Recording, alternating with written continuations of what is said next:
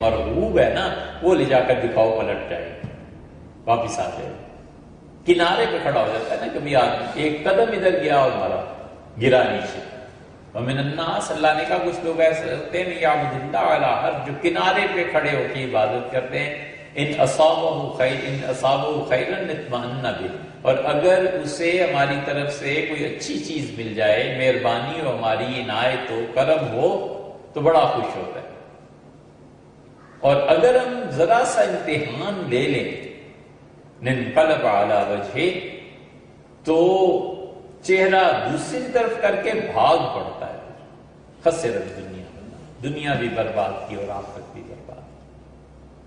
اللہ نے کہا کہ ہماری مہربانی ہو جائے تو پھر تو ہم خدا ٹھہرے اور اگر ہم مہربانی نہ کریں تو پھر معاذ اللہ استغفر اللہ جو اس کے منہ میں آئے بکتا چلا جائے. خدا سے مایوس ہو جاتا ہے نا کہ خدا کی رحمت میرے مسائل کو اب حل نہیں کر سکتی. اس کا انجام انتہا خودکشی کر دیتا ہے. خودکشی کر لے گا. اب کہاں سے دیت ہو اور کہاں سے اس کے خون بہا چکایا جائے. اللہ کا سب سے بڑا حق بندگی کا ضائع کر دیا. اس نے بندہ بن کے رہنے کی بجائے اس نے گویا یہ طے کر دیا گیا خدا تیری رحمت تیری مہربانی میرے مسائل کو حل نہیں کرتی میں مرتا ہوں. یہ تو اللہ کا احسان ہے کہ اس نے کفر نہیں اسے قرار دے دیا وگرنہ یہ مذاق اڑانا نہیں ہے خدا کا تو اور کیا ہے. اسی لیے منع کیا اس اور اس سے بھی کہ باطن کا انتشار اتنا غالب آ جائے کہ انسان غصے میں اپنی زبان پہ قابو نہ رکھ سکے اور گالیاں دینے لگے. شدت سے منع کیا حضور صلی اللہ علیہ وسلم نے اور فرمایا کہ گالی دینا تو بس انہی کا کام ہے جو حد درجہ خدا کے نافرمان ہوتے ہیں. اتنا زیادہ منع ہے کہ فقہا نے لکھا ہے کہ بچے کو اس کی غلطی کے باوجود گالی دینا جائز تھی. ایسی گالی جس سے وہ اپنی توہین سمجھتا. بچہ سمجھتا ہو کہ اس کی توہین ہو گئی اس کی بے عزتی ہوئی ہے ایسی گالی دینا بچے کو جائز نہیں. اللہ کے ہاں پہنچ کے پتہ نہیں اس کا حساب کتاب کیسا ہوگا. وجہ اس کی کہ بچہ معاف بھی کرے تو اسے حق نہیں پہنچتا. بچہ ہے نا معاف کرنے کا حق تو نہیں نہ رکھتا. پھر ہوگا کیا یہ اللہ ہی بتائے گا. یہ جو گالیاں دیتے رہے ہو نا اس کا کیا حل ہے اس کا کیا نتیجہ نکلنا ہے. اس لیے اس کو اتنا شدید قرار دیا گیا ہے. ہر وہ چیز جو گالی تو بہت بڑی چیز ہوتی ہے اس کی طرف اشارتاً بھی لے جاتی ہے نا. جب اچھے دور تھے تو قانون میں قابل گرفت تھی. سیدنا عمر رضی اللہ عنہ کے سامنے کسی نے کہہ دیا تھا اس نے آگے کہا کہ اس نے میری والدہ کی تعریف کی ہے اور یہ کہا کہ لڑائی ہوئی تو اس نے یہ کہا کہ آپ تمہاری والدہ جو ہے بہت نیک خاتون ہے. سیدنا عمر رضی اللہ عنہ بلا لیا اور فرمایا اور تعریف کرنے کو کوئی الفاظ نہیں ملے تھے. اس کی والدہ کی جو تعریف کی تو اور کوئی الفاظ نہیں ملے تھے یہی رہ گیا تھا. اس کا مطلب ہے تم اس پہ بد کرداری کا الزام لگاتے حد جانی ہوتی. یہ قانون تھا نا اس کا نفاذ تھا. وجہ اس کی یہی تھی کہ اگر لوگوں کو یہ اجازت دے دی جائے تو معاشرے میں کوئی قدر باقی نہیں رہے.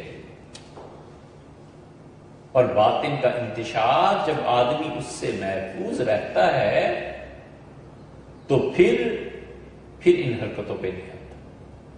پھر زبان پر قابو رہتا ہے. پھر انسان غور کرتا ہے. تو اتنا حیران ہوتا ہوں ام المؤمنین سے عائشہ رضی اللہ عنہ کا پورا قصہ آپ پڑھیے. سیدنا ابوبکر رضی اللہ عنہ کا کمال ہے کہ اس پورے قصے میں ہمیں تو سیدنا ابوبکر رضی اللہ عنہ کا کوئی جملہ نہیں ملا کہ وہ قابل گرفت ہو.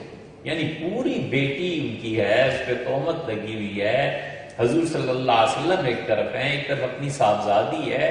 اس سارے قضیے میں سیدنا ابوبکر رضی اللہ عنہ کا ایک جملہ نہیں ملے گا اول تو. اور جو دو تین ملتے ہیں وہ بھی اتنے اعتدال کے ساتھ ہیں کہ کوئی آدمی کچھ کہہ ہی نہیں سکتا. جملہ کیا ملتا ہے؟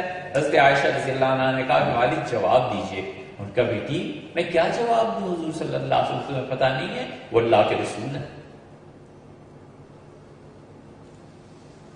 جملہ کیا ملتا ہے جب وہی نازل ہوئی تو حضور صلی اللہ علیہ وسلم سے محبت اور خوشی سے حضرت عائشہ رضی اللہ عنہ کا ہاتھ پکڑ لیا. والد بیٹھے ہیں، والدہ بیٹھے ہیں، تو حضرت عائشہ رضی اللہ عنہ کہتی ہیں میں نے اپنا ہاتھ چھڑا لیا، کھینچ لیا.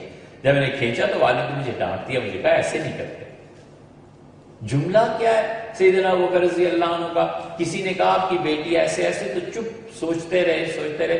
پھر فرمایا ہمارے خاندان میں تو کفر کے زمانے میں کبھی کسی بچی نے ایسی حرکت نہیں کی. کچھ آئیے کہ اب اللہ نے ہمیں اسلام کے لیے ذریعے عزت دیا اور اسلام ہم نے قبول کیا ہے، ہم لوگ ہمارے خاندان میں اسلام آ گیا. یہ 3-4 جملے ہیں، باقی بالکل چپ ہیں، اس لیے کہ باطن مضبوط تھا نا. باطن میں کوئی انتشار نہیں تھا. سارا سمندر، دریا، طوفان اور سیلاب گزر گیا اخلاقیات پہ. سارے مدینہ میں مشکل سے مشکل مرحلہ ہے.